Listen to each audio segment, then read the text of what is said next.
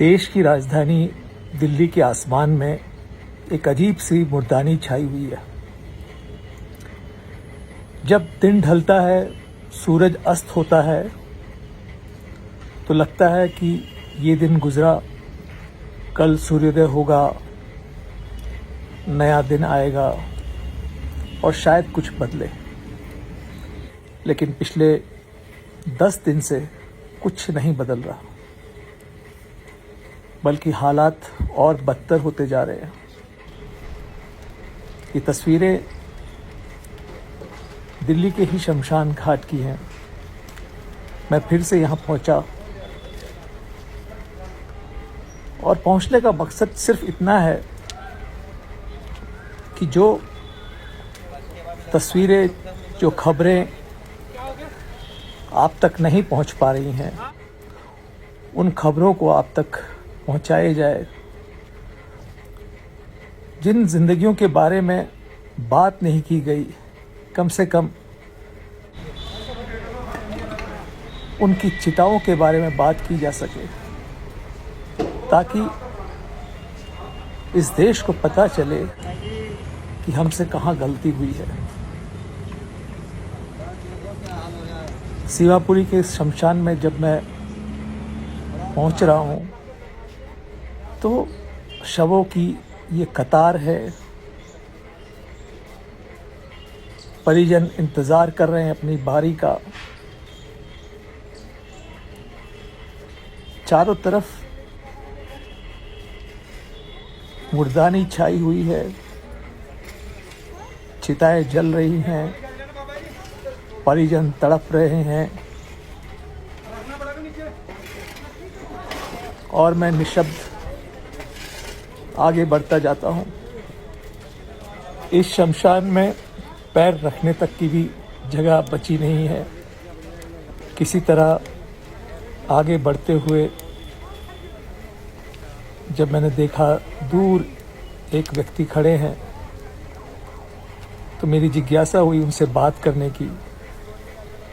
उन्होंने अपना नाम शैलेंद्र गुप्ता बताया और वो अपने बहनोई विनय का शव लेकर के आए हुए हैं। शैलेंद्र की जो सास है, मदर इन लॉ है, 2 दिन पहले ही उनकी मृत्यु हो चुकी है। और जो विनय, जिनके शव के साथ शैलेंद्र आए हुए हैं, उनको तकरीबन 5 घंटे हो गए हैं यहाँ पर इंतज़ार करते हुए अपनी बारी का। कोई उन्हें देखने वाला नहीं, कोई उन्हें पूछने वाला नहीं, क्योंकि सब लोग व्यस्त हैं। जब मैं इस शमशान में था, तो धीरे से शैलेंद्र गुप्ता मेरे पास आए। बहुत दुखी मन से उन्होंने कहा कि क्या आप मेरी बात दुनिया तक पहुंचा पाएंगे, क्योंकि जो हमारी तकलीफ है उसके बारे में कोई हमसे बात नहीं कर रहा है। और फिर हिम्मत जुटाकर मैंने शैलेंद्र गुप्ता से बात की, तो जो उन्होंने बताया वो कलेजा चीर देने के लिए काफ़ी था। उन्होंने बताया कि 53 साल के विनय की आज सुबह ही मृत्यु हुई है। 2 दिन पहले सास की मृत्यु हुई है। इस वक्त पत्नी कोविड पॉजिटिव है, गंभीर है। बच्चे भी कोविड पॉजिटिव हैं। और शैलेंद्र को अब डर ये है कि कहीं पूरे का पूरा परिवार न खत्म हो जाए। ये मेरे ब्रदर इन लॉ हैं। 3 दिन पहले मेरी मदर इन लॉ की डेथ हो गई। ये उनके बेटे हैं। ये आज ये भी चले गए। इनके जो दूसरे ब्रदर हैं वो भी वेंटिलेटर पर हैं, ऑल बिकॉज ऑफ कोरोना। ये सब लोग ख़त्म होते जा रहे हैं। यहाँ पर कुछ नहीं हो पा रहा। 4-5 घंटे हो गए मेरे को। अकेला हूँ, कोई हेल्प नहीं है किसी भी तरीके की। समझ नहीं आ रहा क्या करूँ क्या ना करूँ। हेल्पलेस हूँ, बिल्कुल हेल्पलेस हूँ। ये हैं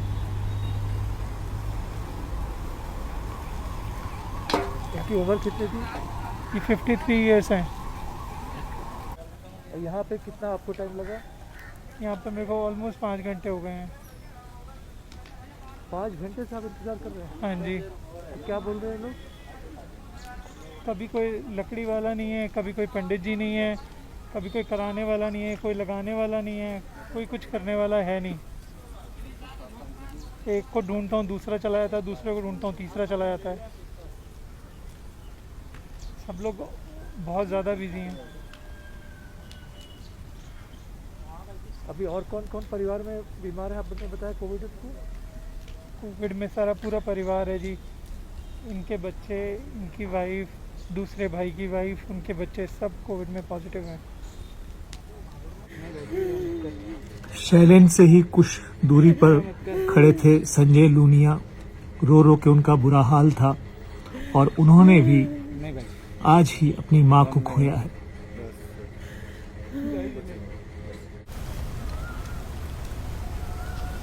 कौन थे आपके? माता जी।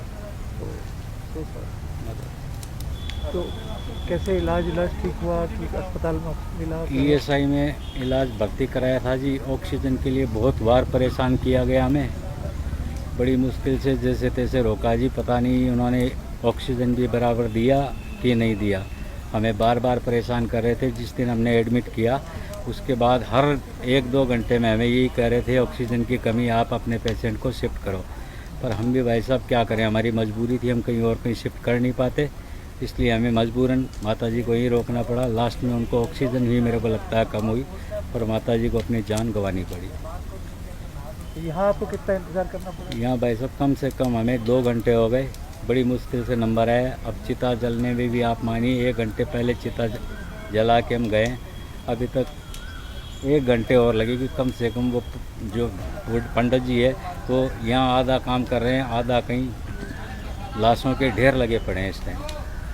बहुत बुरी पोजीशन है। आप ईमानदारी से कहना चाहें तो ये सब इतने लोग मर रहे हैं, क्या हुआ, क्या गलती कहाँ हो गई है? सबसे कहाँ पे चूक हुई है? चूक तो हुई जी, सरकार की चूक है। सरकार ने कोई भी चीज़ का ध्यान नहीं दिया। जो लोग मर रहे हैं, इलेक्शन चल रहे हैं और हो रहा है, सरकार ने कोई भी चीज़ का ध्यान नहीं। अगर सरकार ध्यान देती तो ऑक्सीजन की यहाँ आज जो दिल्ली में कमी या पूरे देश में कमी आई, कहीं नहीं आती जी। कोई आदमी इतना मरता ही नहीं। ऑक्सीजन के चक्कर में ऐसे लोग मरे हैं जी जैसे कुछ मतलब बम विस्फोट हो गया हो।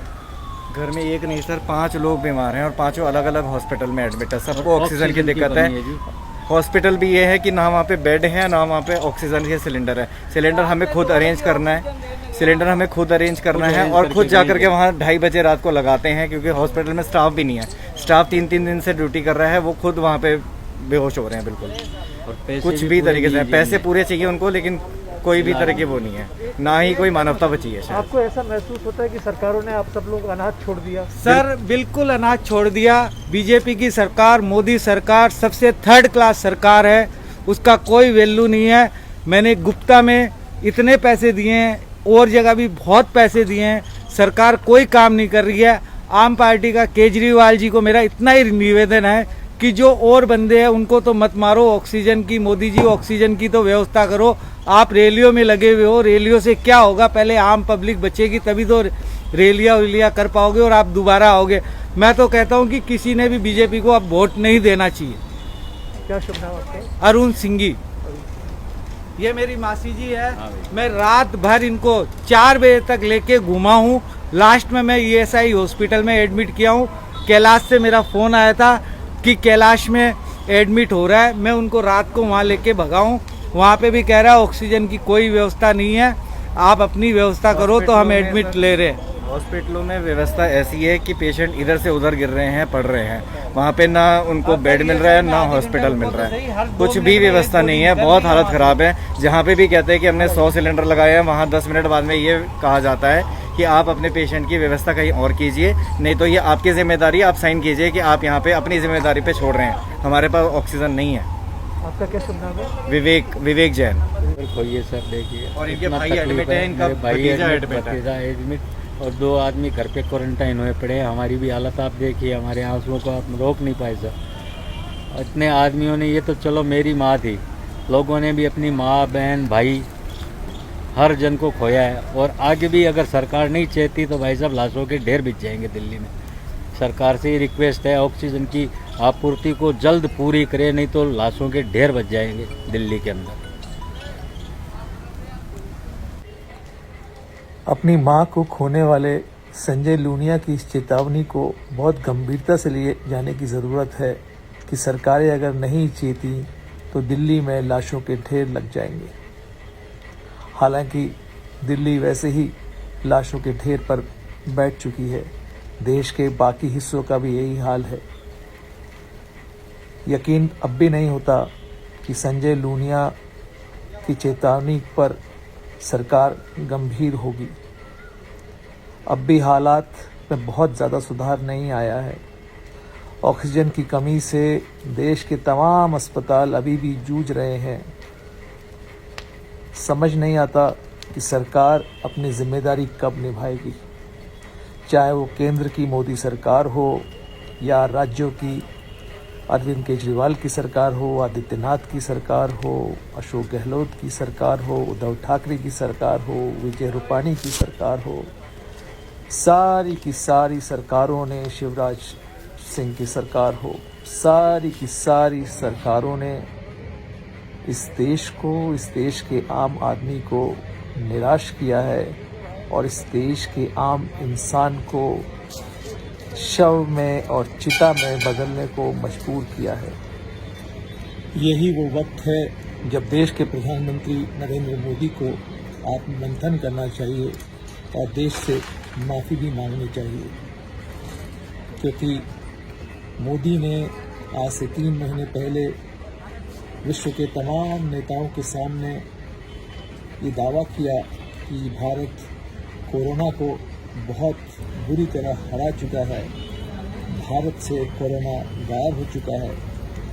इसके लिए नरेंद्र मोदी ने अपनी पीठ थपथपाई।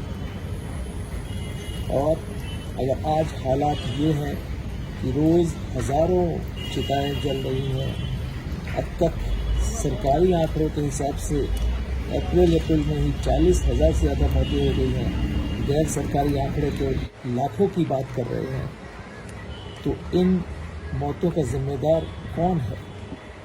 अगर आपने कोरोना को हराने की जिम्मेदारी या उसकी वाहवाही लूटी थी, तो आज उस कोरोना से हो रही मौत और आपकी लापरवाही से हो रही मौत, ऑक्सीजन की कमी से हो रही मौत की जिम्मेदारी कौन लेगा? और जब तक मोदी सरकार और खुद प्रधानमंत्री मोदी इस आपदा, इस भयावह मंजर की जिम्मेदारी नहीं लेंगे, तब तक लगता नहीं है कि देश में हालात सुधरेंगे।